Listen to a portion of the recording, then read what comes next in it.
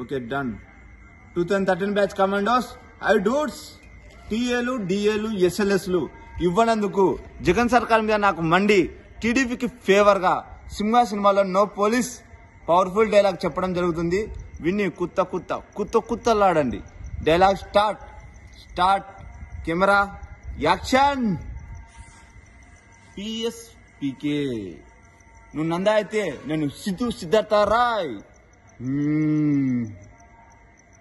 Doctor ఏంటి మీరు ఇలా చేయడం ఏంటి?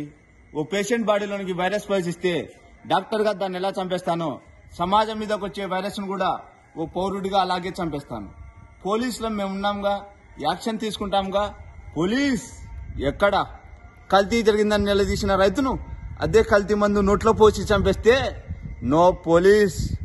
కాంట్రాక్టర్లను చంపేసి టెండర్లు పిలిచిన లేడీ ఆఫీసర్ని తీసుకెళ్లి రేప్ చేస్తే నో పోలీస్.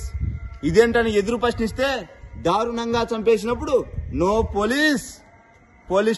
కల్తీ పాలకు 60 మంది ప్రాణాలు గాల్లో కలిసిపోతే అయ్యా ఇది పరిస్థితి అని మొరపెట్టుకున్న తల్లిదండ్రులను ఓదార్చడానికి నో పోలీస్. పోలీస్ స్టేషన్కి వెళ్లిన పాపానికి 300 మందిని మూర్ఖంగా చంపి బావిలో పాతేస్తే నో పోలీస్.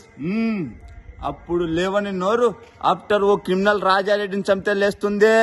ఏ సార్ వాళ్ళు ఏరియాలో మీలాగే పెద్ద ఫ్యామిలీ, మీకు తెలియందా? పెద్ద ఫ్యామిలీయా?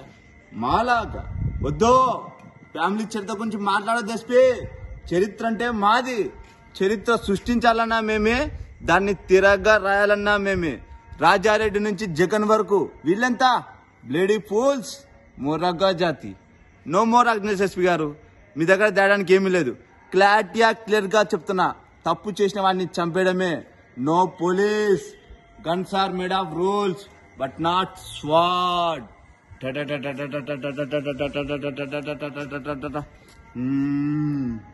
పక్రప ఎస్పీ చౌదరిని రిమూవ్ చేశావా లేదా?